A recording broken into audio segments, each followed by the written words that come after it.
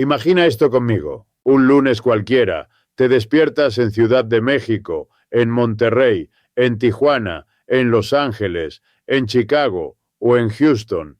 Tomas el teléfono, abres las noticias medio dormido, pensando en el trabajo, en las cuentas, en el tráfico, y de pronto lees un titular que no se parece a nada de lo que has visto antes. Dice algo así como: México anuncia que explorará un sistema de pagos con países BRICS para reducir su dependencia del dólar. No es una columna de opinión, no es un rumor, es una declaración oficial, con ministros, con gráficos, con palabras como diversificación monetaria, autonomía financiera, soberanía. En cuestión de minutos, los presentadores de televisión en Washington empiezan a hablar con tono grave. Las pantallas muestran gráficos en rojo, flechas hacia abajo, analistas con cara de preocupación. En los mercados el peso se mueve bruscamente, el dólar sube, luego baja, luego vuelve a subir. En la bolsa de Nueva York, algunos sectores se tiñen de rojo, otros reaccionan con nerviosismo. Los algoritmos venden, compran, vuelven a vender. En las redes sociales aparecen etiquetas como traición, riesgo para la seguridad nacional, México con los enemigos de Estados Unidos.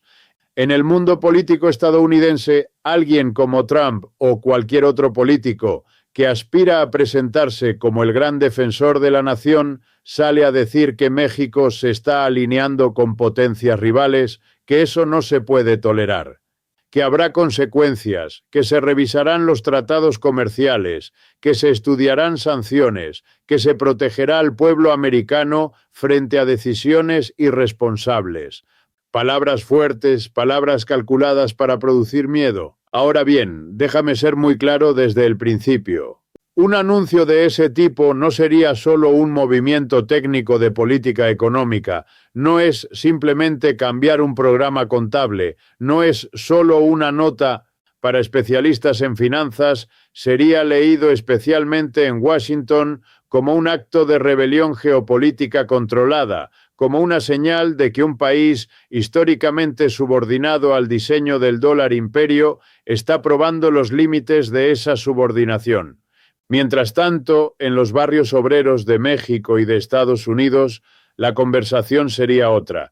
La gente no hablaría en términos de arquitectura financiera internacional. Hablaría en términos de ¿y esto qué significa para mí? ¿Va a subir la gasolina?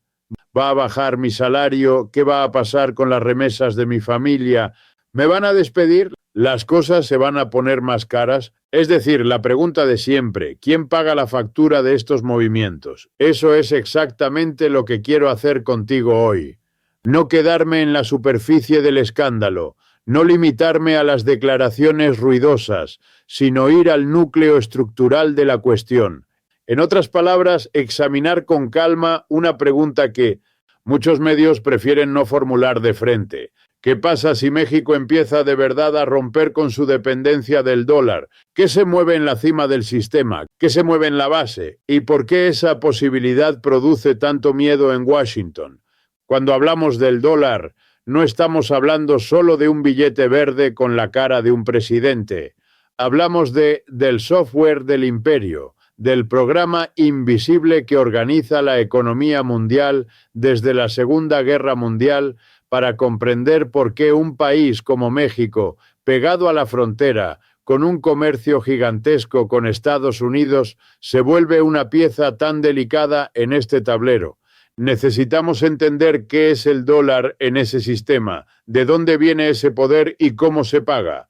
Piensa en tu vida cotidiana. Si estás en México, el dólar tiene un impacto directo en lo que pagas por la gasolina, por el diésel que mueve camiones y transporte público, por el maíz importado, por el trigo, por los fertilizantes, por los medicamentos, por las máquinas que llegan del exterior, por las tecnologías que no se producen dentro del país. El dólar aparece cuando tu gobierno paga deuda externa, cuando el Banco de México decide qué parte de sus reservas mantiene en dólares, cuando una empresa mexicana importa insumos para producir y luego venderte un producto. Si estás en Estados Unidos, el dólar es tu salario, tu deuda, tu renta, tu hipoteca, tu tarjeta de crédito. Es el número que ves cuando revisas tu cuenta bancaria, tu plan de retiro, tu deuda estudiantil. Pero más allá de eso, el dólar es también el mecanismo con el cual tu país financia guerras, bases militares, operaciones de inteligencia, rescates bancarios, subsidios encubiertos. Es la herramienta que le permite al Estado gastar más de lo que ingresa año tras año, porque el resto del mundo está dispuesto a aceptar sus papeles. Durante décadas el acuerdo implícito fue el siguiente: el mundo produce, el mundo exporta, el mundo vende recursos, manufacturas, trabajo, y Estados Unidos paga con una moneda que él mismo emite y que el resto del planeta está obligado o se siente forzado a aceptar porque no hay una alternativa suficientemente organizada. Esa es la esencia de la hegemonía del dólar, el privilegio de producir la moneda de referencia mundial sin tener que someterse a las mismas restricciones que el resto. Con ese privilegio vienen otros, por ejemplo, la capacidad de castigar a países enteros con sanciones. ¿Qué significa sancionar? Significa cortar el acceso a dólares, bloquear bancos en el sistema internacional, congelar activos en bancos estadounidenses o aliados, impedir transacciones a través de SWIFT, que es el sistema de mensajería financiera dominante. Cuando una moneda es central, controlar esa moneda y la infraestructura que la acompaña se convierte en un arma silenciosa pero enormemente poderosa. Entonces, cuando un país estratégico, cercano, económicamente clave como México, insinúa que quiere usar otras monedas, que quiere conectarse con mecanismos alternativos, que quiere explorar rutas fuera de esa red, en Washington no lo ven como un pequeño experimento, lo ven como un precedente. Se preguntan si México, que está integrado en el Tratado Comercial de Norteamérica, que envía millones de exportaciones diarias, que recibe inversiones, que depende de remesas, si ese país empieza a moverse, ¿quién sigue? ¿Qué otros se animan? Lo que está en juego no es solamente si el tipo de cambio será uno u otro.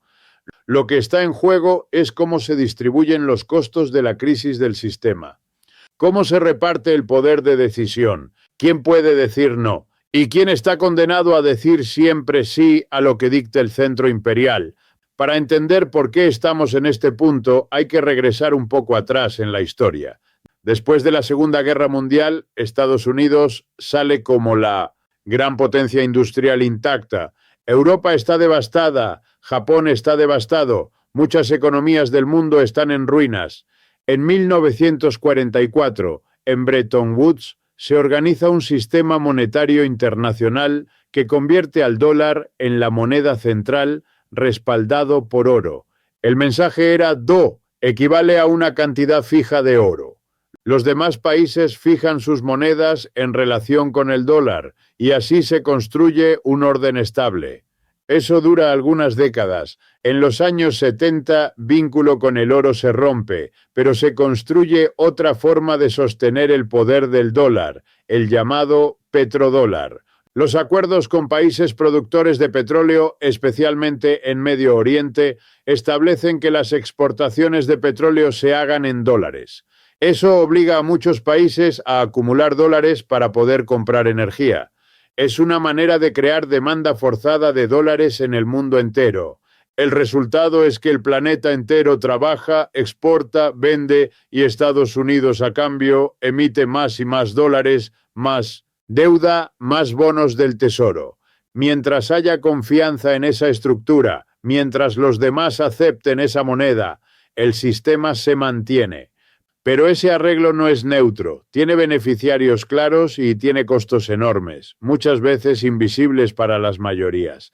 Y México en todo esto, México entra como vecino subordinado y como economía profundamente articulada con la de Estados Unidos. El Tratado de Libre Comercio de América del Norte, en los años 90, se vende como una promesa de modernización, de acceso al mercado, de integración. Se dice que traerá empleos, salarios, mejores inversiones, estabilidad. En realidad lo que provoca es una reorganización brutal de la economía mexicana. Maíz subsidiado estadounidense arrasa con millones de campesinos que se ven obligados a emigrar o a entrar en circuitos laborales precarios. Se expande un modelo de maquilas, fábricas ensambladoras, una industria orientada a la exportación, con salarios prensados, con sindicatos débiles, con derechos laborales limitados. En ese modelo el dólar manda. Manda cuando se fijan precios de exportación. Manda cuando se calcula la rentabilidad de una inversión. Manda cuando el gobierno mexicano negocia su deuda externa. Manda cuando se determina cuántas reservas en dólares debe mantener el Banco de México para tranquilizar a los mercados. La economía mexicana se vuelve extremadamente sensible a los vaivenes del dólar y de la economía estadounidense. Cuando la economía estadounidense entra en recesión, cuando hay crisis financieras, cuando la Reserva Federal sube o baja tasas de interés, el impacto se siente con fuerza al sur de la frontera. La crisis de 2008 fue un ejemplo claro. Una burbuja inmobiliaria y financiera en Estados Unidos explota y millones de personas pierden sus casas, sus trabajos, sus ahorros para rescatar a los bancos, para rescatar a las grandes instituciones. La Reserva Federal inyecta cantidades gigantescas de dólares al sistema. El mundo entero, incluida América Latina, absorbe parte de ese impacto. Después, en la pandemia, se repite el patrón. Se inyectan enormes sumas de dinero para evitar un colapso total. Se sostienen mercados, se protege a grandes corporaciones y de nuevo las consecuencias se exportan en forma de inflación, de volatilidad, de devaluaciones. Durante mucho tiempo, muchos gobiernos y muchas élites aceptaron este arreglo porque no veían alternativa. Aunque se quejaran en discursos, aunque hablaran de soberanía en campañas, en la práctica sus economías estaban tan profundamente integradas al circuito del dólar que les parecía imposible imaginar otra cosa. Es lo que hay, decían. Hay que ser realistas. Esa palabra realismo se utilizó como excusa para mantener una estructura profundamente desigual. Sin embargo, en las últimas décadas van apareciendo fisuras. Países como China, Rusia, India, Brasil, Sudáfrica, más otros que se van sumando a un formato ampliado, empiezan a hacer algo que durante mucho tiempo se consideró impensable. Decir públicamente que no quieren depender del dólar para todo. Empiezan a comerciar más en sus propias monedas, a crear bancos alternativos, fondos de inversión, sistemas de pago que no pasan por SWIFT. No es un proceso perfecto, está lleno de contradicciones, no significa la llegada automática de un mundo justo, pero expresa un cansancio, el cansancio de pagar las crisis del centro sin poder decidir. En ese contexto surge BRICS como símbolo de una tendencia más amplia hacia la multipolaridad. Cuando un país se acerca a estos esquemas, cuando firma acuerdos, cuando explora el uso de otras monedas, envía un mensaje, y cuando ese país no está lejos, sino pegado a la frontera estadounidense, cuando su principal socio comercial es Estados Unidos, cuando su territorio está lleno de cadenas de suministro integradas, el mensaje adquiere un volumen distinto. Por eso incluso un pequeño movimiento de México en esa dirección genera tanta inquietud en Washington. No se trata de que el gobierno mexicano vaya a eliminar el dólar de la noche a la mañana. Eso es absurdo. Ninguna economía relevante puede hacer esa ruptura total inmediata. Se trata de otra cosa, de las señales, de los precedentes, de la idea de que un país históricamente tratado como patio trasero puede empezar a actuar como un actor con agenda propia. Ahora bien, preguntémonos concretamente, ¿qué podría hacer un gobierno mexicano si quisiera de manera realista empezar a reducir su dependencia absoluta del dólar? Podría, por ejemplo, aumentar el uso de otras monedas en el comercio con países BRICS. podría explorar la posibilidad de liquidar una parte del comercio bilateral con China en yuanes, con Brasil en reales, con Rusia en rublos, con India en rupias. Podría participar en sistemas de pago alternativos que no pasen por bancos estadounidenses. Podría diversificar sus reservas internacionales, de modo que no estén concentradas casi exclusivamente en dólares. Podría impulsar acuerdos de infraestructura, de energía, de tecnología, que no dependan únicamente de financiamiento en dólares. Ninguna de esas medidas por sí sola implica declarar la guerra a Estados Unidos. Ninguna de esas medidas destruye en un día el vínculo económico con el Nordic. Pero todas esas medidas vistas desde Washington tienen un aroma común, huelen a insubordinación controlada, a una búsqueda de autonomía que contradice la lógica histórica, donde Estados Unidos dicta las condiciones y México acata. ¿Cómo responde un imperio cuando percibe que un aliado subordinado prueba los límites? Un imperio seguro podría responder con diálogo, con reconocimiento de la nueva realidad, con negociaciones de igual a igual. Un imperio en declive cargado de deudas, atravesado por una polarización interna brutal, tiende a responder con presión, con chantaje, con amenazas. Las herramientas que tiene Estados Unidos para presionar a México son bien conocidas. Puede subir aranceles a productos mexicanos alegando razones de seguridad nacional, de migración, de drogas, de lo que sea.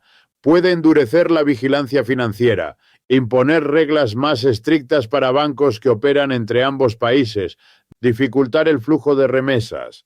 Puede amenazar con represalias a empresas estadounidenses que invierten en México. Insinuar que conviene llevarse plantas a otros lugares si México se comporta mal. Puede lanzar campañas mediáticas que criminalizan a México asociándolo con la inseguridad, el narcotráfico, el caos para justificar medidas duras frente a su propia población. En último término, puede recurrir a una retórica que ya conocemos, la retórica de que la seguridad de Estados Unidos está siendo puesta en peligro por las decisiones de un gobierno vecino, de que hay infiltración de intereses enemigos, de que es necesario proteger al pueblo americano frente a decisiones de otros. Es la misma retórica que se ha usado una y otra vez para justificar sanciones, golpes, intervenciones, aunque cada situación tenga matices distintos. Mientras tanto, en México el discurso oficial podría hablar de soberanía, de dignidad, de derecho a diversificar, de buscar mejores condiciones para el país. Podría insistir en que no se trata de romper con Estados Unidos, sino de dejar de depender exclusivamente de él. Podría presentar los acuerdos con BRIC como una oportunidad para conseguir mejor crédito, para financiar proyectos de infraestructura, para negociar precios más favorables en energía, tecnología, materias primas. Pero aquí es donde debemos hacer la pregunta incómoda que casi nadie quiere formular. Cuando se mueven estas piezas, cuando hay tensiones entre bloques, cuando un país intenta tomar distancia parcial del centro, ¿quién paga los costos inmediatos? La respuesta histórica es dura. La primera víctima de cualquier reacomodo del sistema casi siempre es la clase trabajadora, tanto en el país subordinado como en el país dominante. Imagina que Washington decide castigar a México con aranceles punitivos a cierto número de productos, alegando que México se está alineando con rivales estratégicos. ¿Qué hacen las grandes empresas? Algunas aprovecharán para renegociar condiciones laborales, otras podrían cerrar plantas, otras podrían despedir trabajadores, otras podrían presionar para reducir salarios con el argumento de que las cosas se han puesto difíciles y hay que mantener la competitividad. El chantaje se traslada rápidamente desde los despachos diplomáticos hasta las líneas de producción y las nóminas. Del lado mexicano, si el gobierno no toma medidas claras de protección social y laboral, el impacto puede traducirse en inflación, en encarecimiento de importaciones clave, en presiones fiscales, en recortes a programas, en Aumento de tasas de interés para tranquilizar a los mercados. Y de nuevo, la carga recae sobre quienes tienen menos margen, los trabajadores formales e informales, los pequeños negocios, las familias endeudadas. En Estados Unidos la historia tampoco es muy distinta. Si el miedo a la pérdida de poder del dólar crece, si las élites temen que la moneda ya no pueda seguir financiando el imperio con la misma facilidad, se abren escenarios de ajuste. Las grandes fortunas tienden a diversificar su riqueza hacia otros activos, otros países, otros refugios. Pero para la mayoría, defender el dólar puede significar subir tasas de interés, aceptar recesiones, permitir aumentos de desempleo. Cuando se decide defender la moneda, casi nunca se dice abiertamente quién pagará el costo, pero la experiencia muestra que no son los bancos los que se sacrifican. En otras palabras, el problema no se reduce a dólar contra y a SWIFT contra otro sistema de pagos, a Washington contra BRICS. El problema de fondo es la estructura en la que todas estas decisiones se toman. Una estructura donde una minoría concentra la propiedad de los grandes medios de producción, del capital financiero, de la infraestructura estratégica y toma decisiones pensando primero en proteger sus intereses. Una estructura que se llama capitalismo y que organiza la competencia entre bloques, pero también organiza la explotación dentro de cada bloque. Por eso, cuando se nos presenta el dilema, como si fuera simplemente un cambio de bandera, un cambio de moneda, un cambio de alianza, hay que desconfiar porque se omite deliberadamente la pregunta central. Si mañana México usa un poco menos de dólares y un poco más de otras monedas, pero la lógica de acumulación sigue siendo la misma. Si los grandes beneficiarios siguen siendo los mismos grupos empresariales, si la clase trabajadora sigue sin poder decidir qué ha cambiado realmente para la mayoría, esto no significa minimizar la importancia geopolítica de una posible desdolarización parcial, ni negar que haya ventanas de oportunidad que un país tenga margen para no aceptar. Sin más, cada orden que llega desde el norte es algo relevante. Puede abrir espacio para discutir políticas distintas, para negociar en mejores términos, para escapar de ciertas formas de chantaje. Pero si ese margen no se utiliza para transformar la estructura que genera desigualdad, el resultado puede ser simplemente una nueva forma de subordinación, esta vez con otros centros y otros nombres. Desde la perspectiva de Washington, el miedo tiene varias capas. Una es económica. Perder el privilegio de financiarse barato con el resto del mundo comprando su deuda. Otra es política. Perder la capacidad de decidir qué país se puede endeudar, quién puede recibir créditos, quién puede ser expulsado del sistema financiero. Otra es simbólica, dejar de ser el referente incuestionable. Durante décadas, la idea de que el dólar era intocable formó parte del orgullo nacional, de la narrativa de la grandeza. Ver a países importantes empezar a moverse en otra dirección golpea esa imagen. Y hay una capa más profunda. El imperio sabe que su propia sociedad está fracturada. Las desigualdades internas han crecido, la precariedad se ha extendido, la rabia se ha acumulado cuando el sistema ya no puede ofrecer a su propia población la promesa de ascenso social. Cuando el sueño de progreso se agota, el relato de la hegemonía externa funciona como compensación. Si esa hegemonía se pone en duda, si ya no se puede decir si hay problemas, pero seguimos siendo los líderes del mundo, entonces también se erosiona una parte del pegamento ideológico que mantiene unida la sociedad en ese contexto, un movimiento de México hacia una diversificación monetaria, hacia una relación más estrecha con BRICS. Se lee como una señal de que incluso el entorno inmediato de Estados Unidos empieza a dejar de creer en la eternidad del dólar. No es solo un problema técnico, es una alarma psicológica. Es el temor a que el tiempo de hegemonía esté llegando a su fin, no en un estallido espectacular, sino en una serie de decisiones graduales que sumadas cambian la geometría del poder mundial. Si miramos la historia, veremos que cuando un imperio entra en esta fase suele reaccionar con doble lenguaje. Por un lado, habla de libertad de comercio, de libre elección de los países, de respeto a la soberanía. Por otro lado, cada vez que un país toma decisiones que no convienen a sus intereses centrales, aparece el discurso de las consecuencias, de las sanciones, de la defensa de la seguridad, del mundo libre. Es un reflejo defensivo. No hace falta ser adivino para suponer que si México avanza en un proceso de desdolarización parcial, habrá tensiones, habrá presiones, habrá intentos de disciplinar. La pregunta decisiva es, ¿cómo se gestionan esas tensiones y quién está sentado en la mesa cuando se decide qué hacer frente a las presiones? Si solo están los grandes empresarios, los altos funcionarios, los representantes de los intereses financieros, el resultado probable será que se negocien sacrificios para la base con tal de preservar la posición de la cima. Y aquí es donde aparece la dimensión más oscura de este proceso. Si se combinan el declive relativo del dólar, el ascenso de otros bloques capitalistas, la competencia por mercados, materias primas, rutas comerciales y al mismo tiempo se mantiene intacta la estructura de poder económico dentro de cada país.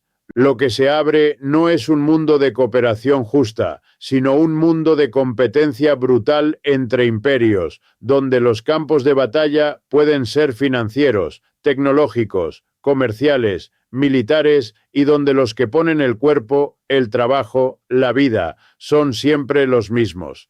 La posibilidad de que México explore salidas parciales al dominio del dólar puede ser una señal de que el viejo orden se fisura. Pero si esa señal no se acompaña de una discusión profunda sobre la organización interna de la economía, sobre quién decide, sobre quién se beneficia, sobre qué papel tiene la clase trabajadora, entonces el riesgo es que la transición la dirijan las mismas élites que gobernaron la dependencia anterior. Solo que ahora con nuevos aliados, nuevos discursos, nuevas banderas, si esto sucede, el resultado puede ser cruel. Puede haber más conflicto con Washington, más amenazas de aranceles, más campañas de demonización, más intentos de castigo financiero. Puede haber al mismo tiempo nuevas oportunidades de negocio para ciertos grupos, nuevos contratos, nuevos proyectos de infraestructura, nuevas obras financiadas por otros países. Pero para el trabajador que se levanta cada mañana para sostener con su esfuerzo una empresa, una ciudad, una economía, los cambios pueden sentirse como una serie de sacudidas donde nunca se le pregunta su opinión.